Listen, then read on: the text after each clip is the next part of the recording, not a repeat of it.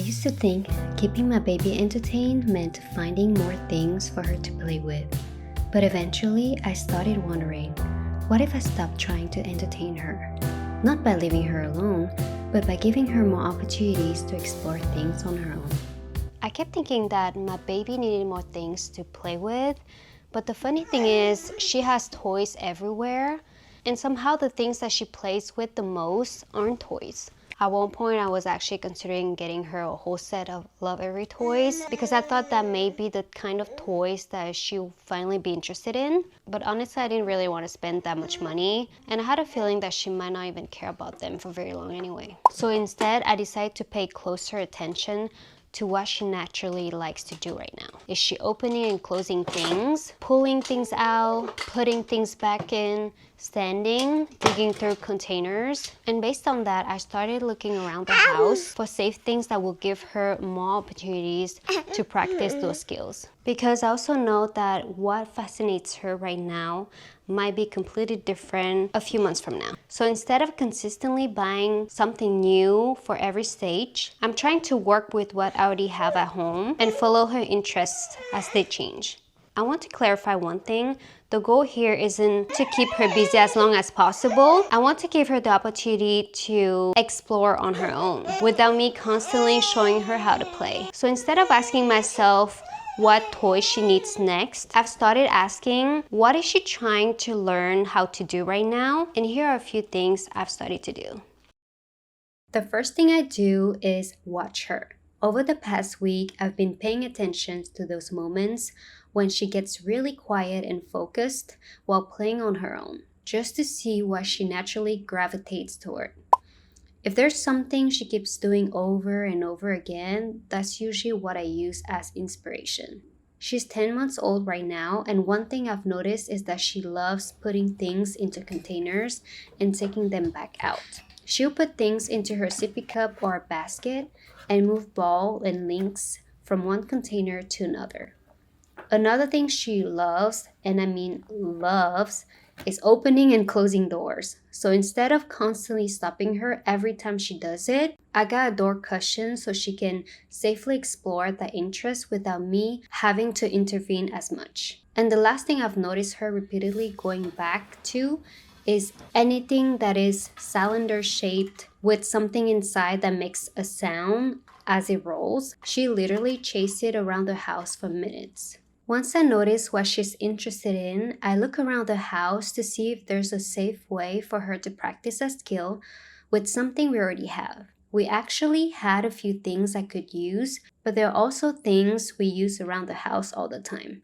So instead of constantly taking them from the kitchen or putting them back, I decided to pick up a few inexpensive household items specifically for her.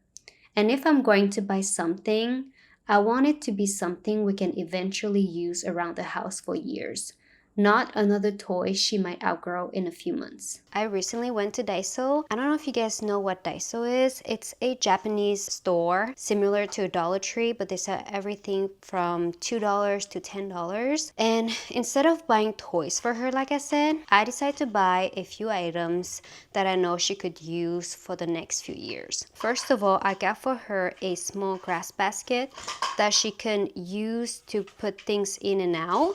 And I got for her some reusable silicone balloons. She could grab these balls and put them in the basket, or she could practice to open them and close them. Then I got for her a few kitchen tools. I got her a spatula, a measuring cup. The cool thing about this store is they sell very cute little things, so it's perfect for kids. I also got her some measuring spoons. They have like teddy bears on it. It's so cute. A little stiffer, a small whisk.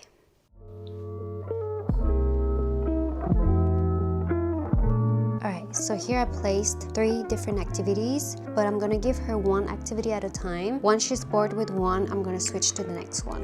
This is just for me to show you guys. The first activity is dropping the ball inside of the foam roller. She loves to do that, so I will place the foam roller like that. And she likes to put the balls inside. And then she'll drop the foam roller on the floor to get the balls. The second activity I DIY did, I reused a egg carton box and I placed these strings inside of holes that she could pull, and she could also play with these reusable water balls. The third activity is transferring these links in a different container. She loves to place them in her sippy cup, and I placed a measuring cup just in case if she wants to use a different container. As soon as she comes back from her second nap, I'll be working on my desk and I'll place her on the floor with one activity at a time, and we'll see how she plays independently.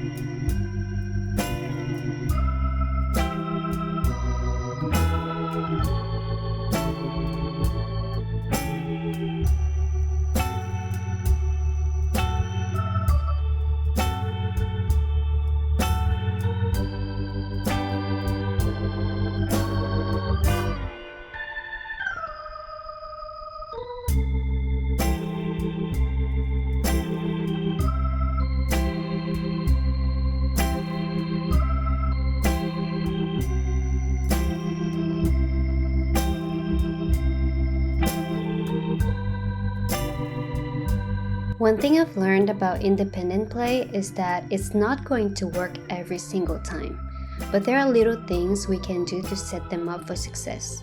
As much as possible, I let her safely explore and play near me, and when I need to get something done, I'll put her in her playpen with an activity she's currently interested in. I've also been trying not to interrupt her when she's already focused. If she's happily exploring something on her own, I let her be. But if she needs me, I'll sit with her and show her the activity for a little bit.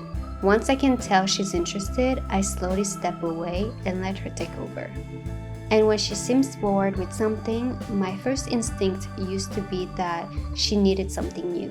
Now, I'll put it away for a while and bring it back later. At this age, her interests change so quickly that I don't feel like I need to buy something every time she enters a new phase. Some days it works, some days it doesn't, and I just follow her lead. Thank you so much for watching, and I'll see you in my next episode.